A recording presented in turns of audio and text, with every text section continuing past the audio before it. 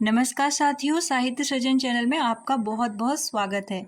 आज की वीडियो में हम बात करेंगे सूरसागर सार के कुछ प्रमुख पदों के विषय में। सबसे पहले मैं आपको बता दूं, सूरसागर सार जिसके संपादक हैं डॉक्टर धीरेन्द्र वर्मा जी, यह लगभग 831 उत्कृष्ट पदों का संकलन है और इसको विभिन्न वर्गों में बांटकर उन्होंने पदों को संकलित किया है। सबसे पहले मैं आपको बता देती हूँ, शुरुआत में जो हमने पद पढ़े थे वह विनय और भक्ति के पद थे। उसके बाद दूसरे नंबर में है गोकुल लीला, जिसकी शुरुआत आज हम करेंगे, और इसके बाद हम पढ़ेंगे वृंदावन लीला, राधा कृष्ण, मथुरा गमन, उद्धव संदेश, द्वारका चरित। इस प्रकार इन खंडों के माध्यम से यह ग्रंथ हमारा पूरा हो जाता है। तो हम शुरुआत करते हैं आज के वीडियो की इस पद के साथ। जो लो मन कामना न छूटे, तो कहाँ जोग यज्ञ व्रत कीन्हे, बिन कन तुम सो कूटे, कहाँ स्नान किए तीरथ के अंग भस्म अट जूटे, कहाँ पुराण जू पड़े 18 ऊर्ध्व धूम के घूटे, जग शोभा की सकल बड़ाई इनते कछु न खूटे, करनी और कहे कछु औरे मन दसहु दिस टूटे, काम क्रोध मद लोभ शत्रु हैं जो इतनिन सो छूटे, सूरदास तबही तमना से ज्ञान अग्निझर फूटे। सबसे पहले तो जब आप व्याख्या करेंगे तो संदर्भ और प्रसंग लिखना नहीं भूलेंगे। संदर्भ तो आप सभी को ज्ञात होगा ही, बचपन से पढ़ते हुए आ रहे हैं। प्रसंग में उसका उल्लेख किया जाता है जिस पद में जिस विषय में वार्तालाप होता है वह उसमें दर्शाया जाता है। यानी आप पूरे व्याख्यान के छोटे से सार को प्रसंग के माध्यम से समझ सकते हैं। उसका शुरुआती अंश होता है प्रसंग। इसके अलावा आप यह भी जरूर बताइएगा कि जो पद है वह कौन से भाग से लिया गया है। जैसे शुरुआत के पद विनय और भक्ति से हैं, तो आप यह लिख सकते हो कि प्रस्तुत पद विनय और भक्ति से लिया गया है और इसमें यह बात कही गई है। ठीक है, तो इससे ज़्यादा अच्छा इंप्रेशन पड़ता है। इससे पता लगता है कि आपने पढ़ाई की है और आप बेहतर लिख रहे हैं। तो अब इसकी व्याख्या करते हैं। जब तक मनोकामनाएं क्षीण नहीं पड़ती, अर्थात कमजोर नहीं होती, दूर नहीं हो जाती, तब तक योग साधना यज्ञ तथा व्रत करने से क्या होता है, अर्थात कोई लाभ नहीं है। यह वैसे ही निरर्थक है जैसे बिना दाने की भूसी का कूटना। अर्थात अनाज अगर दानों से युक्त नहीं है तो उसको कूटने से कोई लाभ नहीं है, क्योंकि कूटने से अनाज प्राप्त नहीं होगा। तीर्थों में स्नान करने, अंग में भस्म रमाने तथा जटाजूट धारण करने से क्या लाभ, पुराणों के अध्ययन तथा उल्टा लटकते हुए नीचे जलती आग का धुआं पीने से क्या लाभ। इन सब से प्राप्त यश सांसारिक दिखावा होता है और संसार की समस्त शोभा जो है वो मात्र है। इससे कभी भी हमको व्यक्तिगत सुखानुभूति प्रदान नहीं हो सकती है। ये तो बिल्कुल वैसा ही हो गया जैसा करणी और कथनी में भेद, अर्थात कह कुछ रहे हैं और कर कुछ रहे हैं, जबकि ऐसा नहीं होना चाहिए। हमारा मन दसों दिशाओं में नहीं दौड़ना चाहिए। काम, क्रोध, मद और लोभ, ये जो मनुष्य के सबसे प्रबल शत्रु हैं, इनसे जब तक हमें छुटकारा नहीं मिलेगा तब तक ईश्वर भक्ति की ओर हम आगे नहीं बढ़ सकते हैं। अंत में सूरदास जी कहते हैं, तभी अज्ञानता का अंधकार नष्ट होता है और ज्ञान रूपी अग्नि की ज्वाला प्रस्फुटित होती है, जब हम अपने अंदर के काम, क्रोध, मद और लोभ, इन शत्रुओं पर विजय पा लेते हैं। इन पर विजय पाए बिना हमें भगवत प्राप्ति नहीं हो सकती है।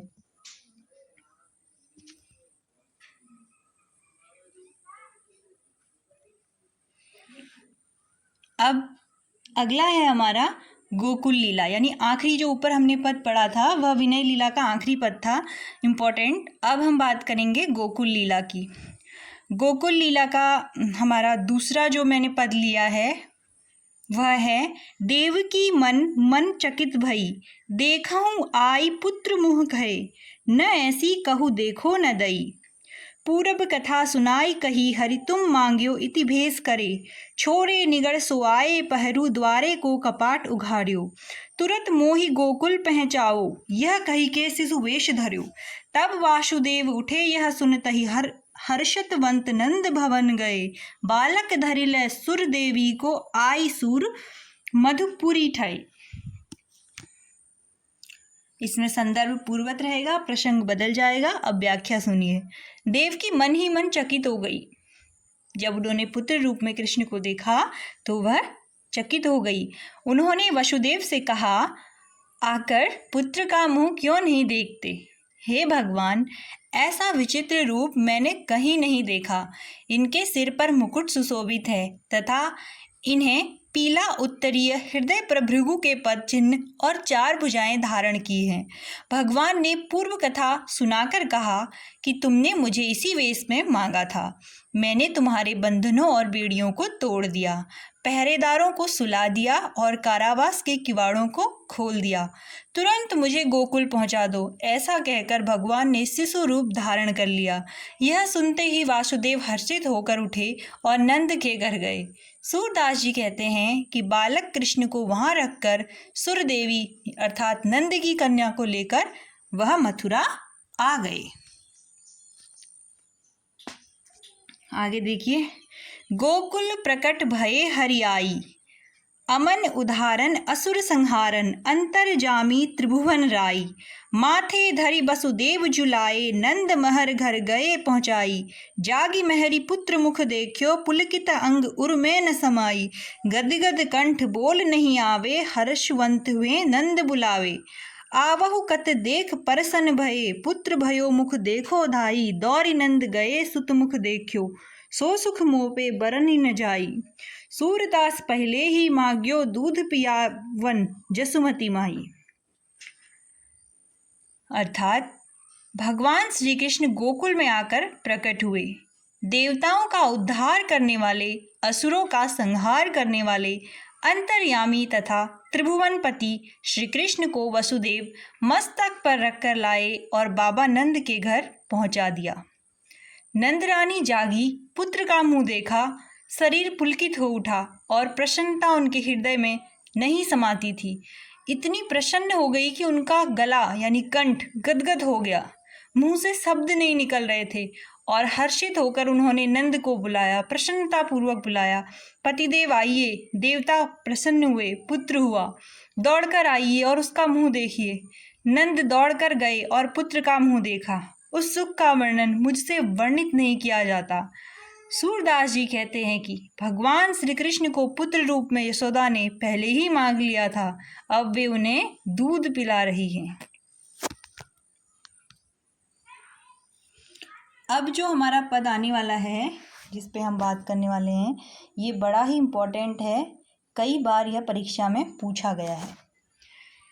जसोदा हरि पालने झुलावे, हलरावे दुलरावे मलहावे, जोई सोई कछु गावे, मेरे लाल को आओ निनंद्रिया, काहे न आनी सुआवे, तू काहे नहीं बेगही आवे, तो को कहन बुलावे, कबहु पलक हरि मूदति लेत हैं, कबहु अधर फरकाए, सोवत जानी मौन रही करी करी सेन बतावे, इहि अंतर अकुलाई उठे हरि जसुमति मधुरे गावे, जो सुख सूर अमर मुनि दुर्लभ, सो नंद भामिनी पावे।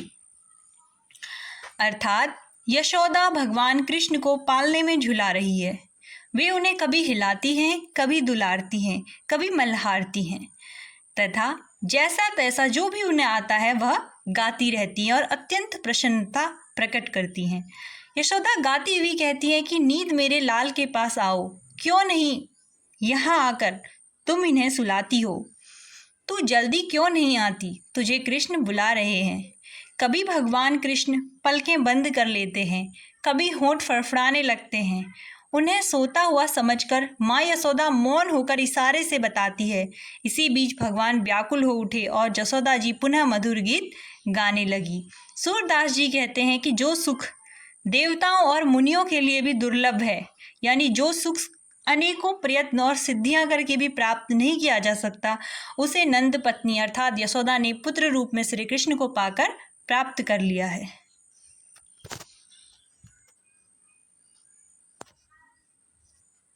इसके बाद देखिए एक पद और है जिसका वर्णन मैं यहाँ नहीं कर रही हूँ, लेकिन आप लोग अगर वह आता है तो समझ जाइएगा। जैसे कि कपट करी वज्रही पूतना आई, अति स्वरूप विप अस्तन लाए, राजा कंठ फटाई। इस पद में बात की गई है जब पूतना आती है गोकुल में और वह श्री कृष्ण को दूध पिलाती है और किस प्रकार श्री कृष्ण उनका अंत करते हैं। तो ये बड़ी प्यारी सी कहानी है, यह तो आप लोगों को ज्ञात होगी ही, इसीलिए यहाँ पर मैंने उसका वर्णन नहीं किया है। फिर एक अन्य पद है जिसमें काग रूप एक दनुज धर्यो, एक बार कौवे के रूप में एक राक्षस आता है, उसका वर्णन भी आप लोगों ने सुना होगा। ये बड़ा ही कॉमन है, आपने इसको टीवी पर भी देखा होगा। तो अभी मैं सिर्फ जो महत्वपूर्ण मुझे लग रहा है परीक्षा की दृष्टि से उस पर बात करूंगी। अगला हमारा पद है जसुमति मन अभिलाप करे, कब मेरो लाल धरती पर द्वेंग धरे, कब द्वे दांत दूध के देखूं, कब तोतरे मुख वचन झरे, कब ददही बाबा कही बोले, कब जननी कही मोहि ररे, कब मेरो अंचला गही मोहन, जोई सोई कही मोसो झगरे, कब धो तनक तनक कछु केहे, अपने करसों मुख ही भरे, कब हंसी बात कहोगो मोसी, जा छबि त्वे दुख दूर हरे, श्याम अकेले आंगन छाड़े, आप गई कछु काज धरे, इह अंतर अंधवाह उठ्यो, एक गरजत गगन सहित धरे, सूरदास वज्र लोग सुनत, धुनि जो जहाँ तहाँ सब अतहि डरे। जसोदा जी अपने मन में अनेक प्रकार की अभिलाषाएं, इच्छाएं करती हैं। कब मेरे लाल यानी मेरा पुत्र श्री कृष्ण घुटनों के बल चलेंगे, कब पृथ्वी पर 1 या 2 कदम अपने रख पाएंगे, कब मैं उनके दूध के दांत देखूंगी, कब इनके मुख से तोतले स्वर निकलेंगे, कब नंद को यह बाबा कह पुकारेंगे, और कब वह मुझे बार बार माँ माँ कहकर रटेंगे। मोहन कब मेरा आंचल पकड़ पकड़ कर इधर उधर कुछ कहकर मुझसे हट करेंगे, अर्थात जिद करेंगे, जो कि हम बाल क्रियाओं में प्रायः देखते हैं। एक बच्चे के जो भी छोटी छोटी हरकतें होती हैं मासूमियत भरी, उन सब की अपेक्षाएं अभी यशोदा कृष्ण के प्रति कर रही हैं। कब यह थोड़ा बहुत कुछ खाने लगेंगे, अपने हाथ से अपना मुख भरेंगे, अपने आप खाने लगेंगे, कब कृष्ण हंसकर मुझसे बात करेंगे, जिसकी शोभा से, जिसकी सुंदरता से मेरे सारे दुख दूर हो जाएंगे। श्याम को अकेले आंगन में छोड़कर कुछ कार्यवश वे घर में गई। इसी बीच एक अघड़ गर्जन करता हुआ तथा आकाश सहित गहराता हुआ उठा। सूरदास कहते हैं कि ब्रज के लोग उस ध्वनि को सुनकर यथास्थिति अत्यंत भयभीत हो गए।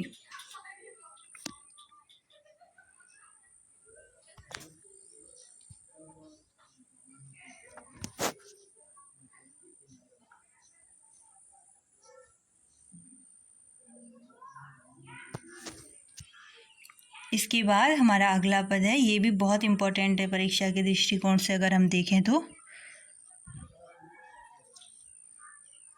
शोभित कर नवनीत लिए, घुटरुनि चलत रेणु तन मंडित, मुख दधि लेप किए, चारु कपोल लोल लोचन, गौरोचन तिलक दिए, लट लट कानि मनुमत मधुप गन, माधक मधुप पिए, कंठुला कंठ वज्र के हरिनख, राजत रुचिर हिये, धन्य सूर एकोपल इहि सुख का सतकल्प जिए। अर्थात भगवान कृष्ण अपने एक हाथ में माखन लिए हुए सुशोभित हो रहे हैं, सुंदर प्रतीत हो रहे हैं। धूल से धूसरित शरीर तथा मुख में दधी लपेटकर वे घुटनों के बल चल रहे हैं। उनके कपोल सुंदर हैं, नेत्र चंचल हैं तथा वे गौरोचन का तिलक दिए हैं। उनके लटों की लटकन ऐसी प्रतीत होती है मानो उन्मुक्त भ्रमरों का समूह मादक मधु का पान करके झूम रहा है। उनके कंठ में कंठुला और हृदय पर सिंह का वज्र, नाखून अथवा सिंह नख और मणि सुशोभित हो रहा है। सूरदास जी कहते हैं कि इस सुख से एक पल का जीवन भी धन्य है। अर्थात अगर आपको यह सुख प्राप्त होता है, वह चाहे एक क्षण के लिए क्यों न हो, तो सैकड़ों जीवन जीने से यह सुख ज़्यादा अच्छा है। सैकड़ों कल्प जीने का क्या लाभ।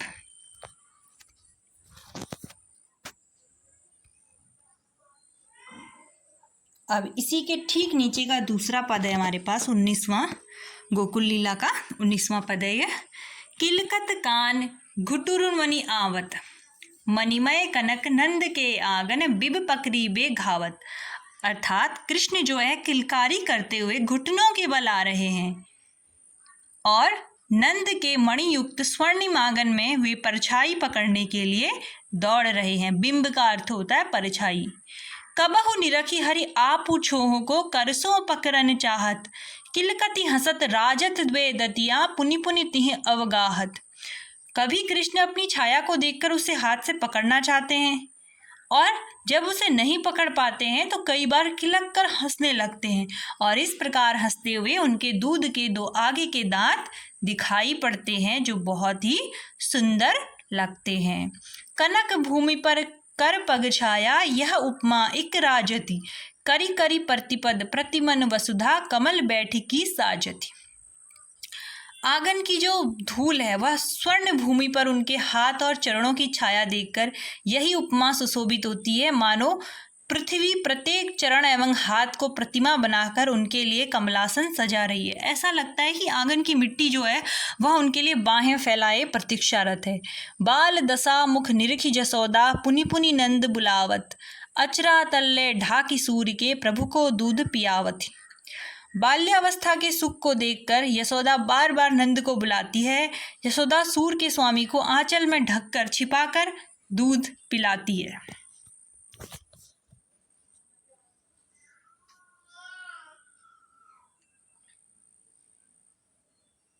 इसके बाद हम 23वें पद पे सीधे बात करेंगे।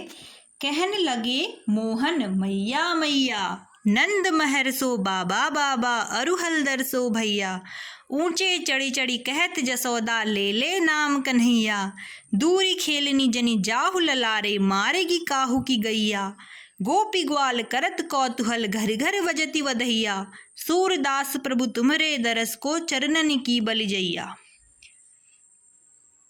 श्री कृष्ण यशोदा को अब माँ माँ कहने लगे हैं, नंद को बाबा और बलराम को भैया कहने लगे हैं।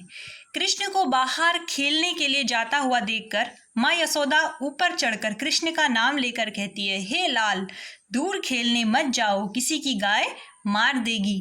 गोपियाँ और ग्वाले परस्पर कौतूहल करते हैं, घर घर में बधाइयाँ बज रही हैं। सूरदास जी कहते हैं कि हे प्रभु, तुम्हारे दर्शन के लिए मैं तुम्हारे चरणों पर न्यौछावर हूँ। अब जो पद है इसमें माता जो है श्री कृष्ण को जगा रही है, ठीक है। और यह पद भी महत्वपूर्ण है। जागो जागो हो गोपाल, नाही इतो सोयत सुनी सुन सुत, प्रातः परम सुचिकाल। सुचि मतलब पवित्र होता है।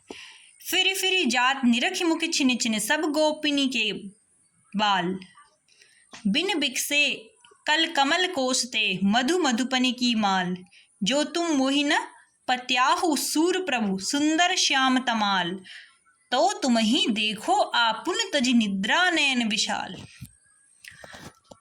माँ यशोदा कृष्ण को जगाते हुए कहती हैं, हे गोपाल जागिए, हे पुत्र सुनो, इस प्रातःकालीन अत्यंत पवित्र समय में नहीं सोना चाहिए। सभी बाल गोपाल एक एक क्षण पर तुम्हारा मुख देखकर उसी प्रकार वापस चले जाते हैं जैसे कमल की कली के परागकूप को खिला हुआ न पाकर भ्रमरों की पंक्तियां निराश होकर लौट जाती हैं। सुंदर तमाल वृक्ष की भांति श्याम वर्ण वाले सूर्य के प्रभु, यदि मेरा विश्वास न हो तो नींद छोड़कर अपने विशाल नेत्रों से तुम स्वयं देख लो। इसके बाद का जो पद है वह भी महत्वपूर्ण है और यह तो शायद आप लोगों ने बचपन से पढ़ा ही होगा।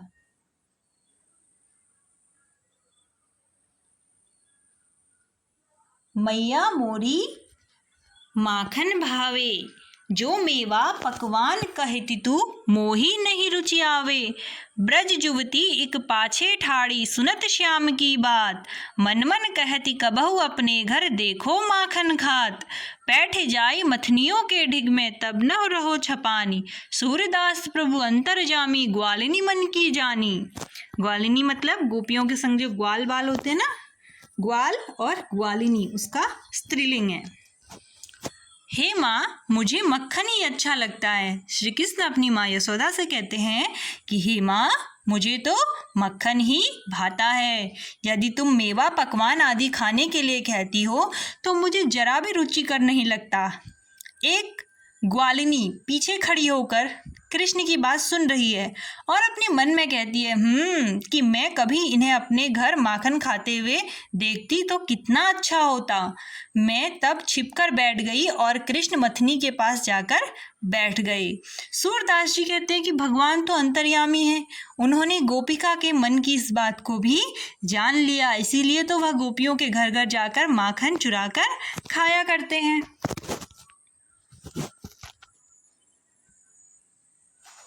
इसके बाद देखिए एक पद है 43 नंबर में है, ये प्रथम करी हरि माखन चोरी। इसका उल्लेख मैंने यहाँ नहीं किया है, मैं आपको जस्ट बता दे रही हूँ। ग्वालिनी मन इच्छा करी पूरन आप भजे ब्रज खोरी। इसमें भगवान पहली बार माखन चोरी करते हैं और इस प्रकार वो एक गोपी के मन की इच्छा को पूरी करते हैं। ठीक है, लेकिन अभी जिस पद के बारे में मैं बात करूँगी इसमें वह चोरी करते हुए पकड़े जाते हैं। चोरी करत कान धरि पाए, निसी बासर मोहि बहुत सतायो, अब हरि अरि हाथ ही आए। माखन दधी मेरो सब खायो, बहुत अजगरी कीन्ही। अब तो घात परे हो लालन, तुम्हें भले में चीनी। दो भुज पकड़ी कयो कह जेहू, माखन लेऊ मगाई। तेरी सो में नेकु न खायो, सखा गए सब खाई। मुख तन चिते विहंस हरि दीनो, रिस तब गई बुझाई। लियो श्याम उर लाई ग्वालिनी, सूरदास बलि जाई। एक गोपी ने कृष्ण को चोरी करते हुए पकड़ लिया।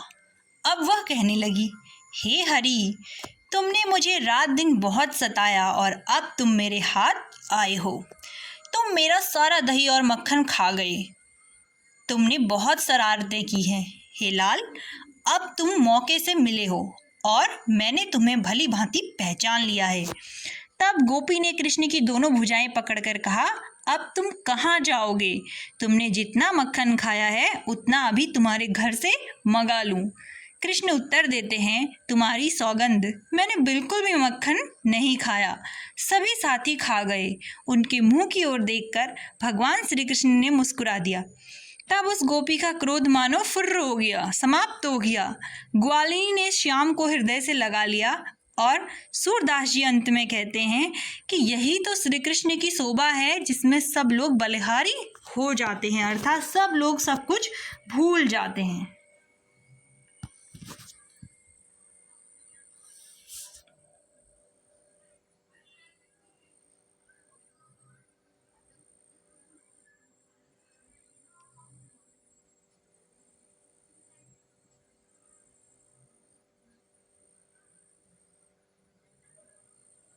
अब अगले पद में हम बात करते हैं, जिसमें एक गोपी कहती है, जसुमती तेरो बारो, कहान अतहिजु अजगरो। दूध दही माखन ले डारी, देत सगरो। भोरहि नित प्रतहि उठी, मोसो करत झगरो। ग्वाल बाल सग लिए घेरी, रहे डगरो। हम तुम सब वैसे, एक काते को अगरो। लियो दियो सोई कछुडारी, देहु झगरो। सूर श्याम तेरो अति गुणनी, माही अगरो। चोली अरु हार तोरी, छोरी लियो सगरो। हे यशोदा, तुम्हारा बालक कृष्ण अत्यंत शरारती है। दूध दही और मक्खन लेकर सब गिरा देता है। प्रतिदिन सवेरे ही उठकर मुझसे झगड़ा करता है। ग्वाल बालों को साथ लेकर रास्ता घेर लेता है और कहता है कि हम तुम सभी समवयस्क हैं, कौन किससे बड़ा है, जो कुछ लिया दिया है उसे यहीं छोड़ दो, अन्यथा झगड़ा होगा। सूरदास जी कहते हैं कि फिर गोपियां कहती हैं, तुम्हारा पुत्र कृष्ण गुणों में अग्रसर हो रहा है। मेरी चोली और हार तोड़कर उसने सब कुछ छीन लिया है। इसके बाद जब इस प्रकार की उल्हावना को सुनकर यशोदा को गुस्सा आ जाता है तो यशोदा कहती है, बांधो आज कौन तो ही छोरे, बहुत लर गई कीनी मोसो, भुज गई रज उखल सो जोरे, जननी अतिरिस जानी बधायो, निरखी बदन लोचन जल ढोरे, यह सुनी ब्रज जुबती सब धाई, कही कान अब क्यों नहीं छोरे, उखल सो गही बांधी जसोदा, मारन को सांटी कर तोरे, सांटी देखी ग्वालिनी पछताई, बिकल भई जहाँ तहाँ मुख मोरे, सुनहु महरी ऐसो न बूझिए, सुत बांधही माखन धरी थोरे, सूर श्याम को बहुत सतायो, चूक परी हम ते यह भोरे। जसोदा कृष्ण से कहती है, आज मैं तुमको बांध दूंगी, देखें तुम्हें कौन छुड़ाता है, तुमने मुझसे बहुत शरारत की। ऐसा कहकर कृष्ण की भुजाओं को पकड़कर वह एक रस्सी से ओखली में बांध देती है, क्योंकि बार बार आने वाली शिकायतों से माँ यशोदा परेशान हो जाती है। माता को अत्यधिक क्रोध में जानकर श्री कृष्ण स्वयं को बधा लेते हैं। कृष्ण जननी के मुख को देखकर नयनों से जल गिराने लगते हैं, ढुलकाने लगते हैं, यानी रोने लगते हैं। यह सब सुनकर ब्रज की युवतियाँ और जो ग्वालिनें हैं वो दौड़ कर आती है और यशोदा से कहने लगती हैं कि कृष्ण को आप क्यों नहीं छोड़ देती हो। ओखली से मजबूती से बांधकर जसोदा मारने के लिए छड़ी तोड़ती है। छड़ी को देखकर गोपियां पछताने लगती हैं और जहां तहां मुख दूसरी ओर करने लगी और बोली, हे मेहरी अर्थात हे माता, ऐसा करना ठीक नहीं कि पुत्री को थोड़े से मक्खन और दही के लिए तुमने बांध दिया। अर्थात सूरदास जी कहते हैं कि गोपियां एक ओर तो श्री कृष्ण की शरारतों से परेशान हो जाती हैं, लेकिन श्री कृष्ण को कष्ट में वह बिल्कुल भी नहीं देख पाती हैं और उन्हें ऐसा लगता है कि उनसे बहुत बड़ी भूल हो गई है। तो आज के जो हमारा वीडियो है इस पे हमने जो सूर सागर में गोकुल लीला थी उसके विषय में बात की है। अगले वीडियो में मतलब जब मैं बात करूँगी तो मैं सीधे वृंदावन लीला पे बात करूँगी। और इस प्रकार उम्मीद करती हूँ कि ये वीडियो आप सबके लिए लाभकारी हो और मिलते हैं अगले वीडियो में। तब तक के लिए नमस्कार।